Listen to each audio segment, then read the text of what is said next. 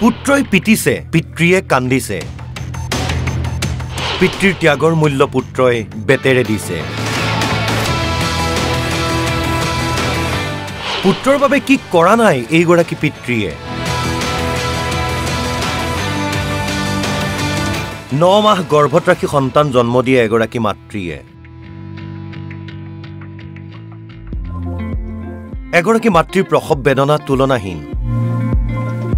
কিন্তু এগৰাকী পিতৃয়ে সাইলেণ্ট হিৰো হৈ নীৰৱে উৰে জীৱন সপি দিয়ে সন্তানৰ বাবে। ভাৰতীয় দলে লাভ কৰিছে এটি তৰা, আৰু সেই তৰাটিক সৌৰজগতৰ পোহৰ দিছে পিতৃয়ে। পুত্ৰই ক্ৰিকেট খেলক বুলি চাকৰি এৰি দিছিল পিতৃয়ে।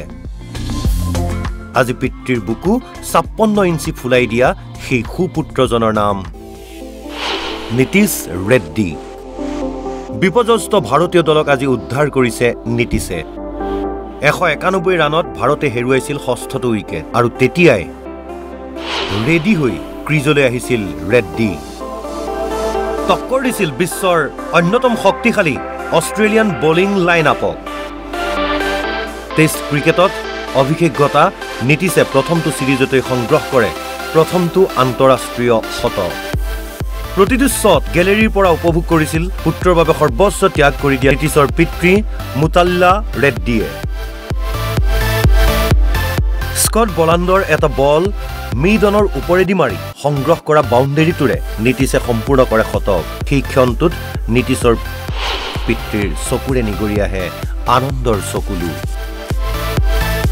টপ অৰ্ডাৰ বেটছমেন ব্যৰ্থ হোৱাৰ পাছত দলৰ স্ক'ৰ 358 ৰানলৈ আগবঢ়াই নিয়ে নীতিশে।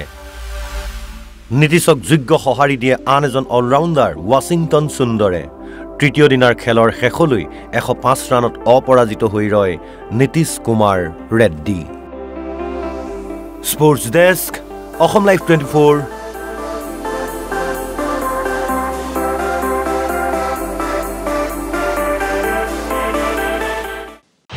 পুত্ৰই পিটিছে, পিতৃয়ে কান্দিছে। পিতৃৰ ত্যাগৰ মূল্য পুত্ৰই বেতেৰে দিছে। পুত্ৰৰ বাবে কি কৰা নাই এইগৰাকী পিতৃয়ে?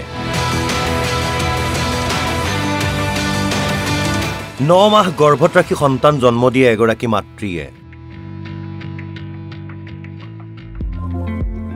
এগৰাকী মাতৃৰ প্ৰসৱ বেদনা তুলনাহীন। কিন্তু এগৰাকী পিতৃয়ে সাইলেণ্ট হিৰো হৈ নীৰৱে উৰে জীৱন সপি দিয়ে সন্তানৰ বাবে।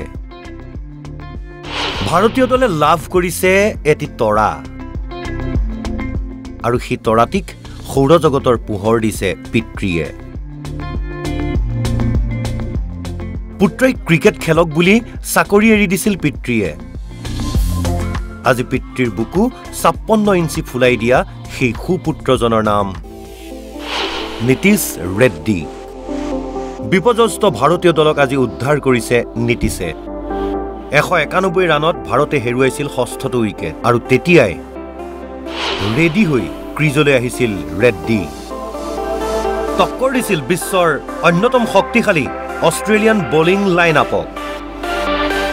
টেষ্ট ক্ৰিকেটত অভিষেকতা নীতিশে প্ৰথমটো ছিৰিজতে সংগ্ৰহ কৰে প্ৰথমটো আন্তঃৰাষ্ট্ৰীয় শতক।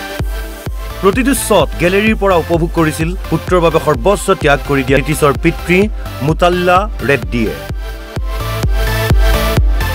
স্কট বলাণ্ডৰ এটা বল মিডনৰ ওপৰেদি মাৰি সংগ্ৰহ কৰা বাউণ্ডেৰীটোৰে নীতিশে সম্পূৰ্ণ কৰে শতক। সেই ক্ষণটোত নীতিশৰ পিতৃৰ চকুৰে নিগৰি আহে আনন্দৰ চকুলো। টপ অৰ্ডাৰ বেটছমেন ব্যৰ্থ হোৱাৰ পাছত দলৰ স্ক'ৰ 358 ৰানলৈ আগবঢ়াই নিয়ে নীতিশে। নীতিশক যোগ্য সঁহাৰি দিয়ে আন এজন অলৰাউণ্ডাৰ ৱাশ্বিংটন সুন্দৰে।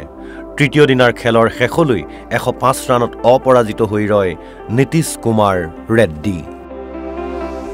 Sports desk, Asom live 24।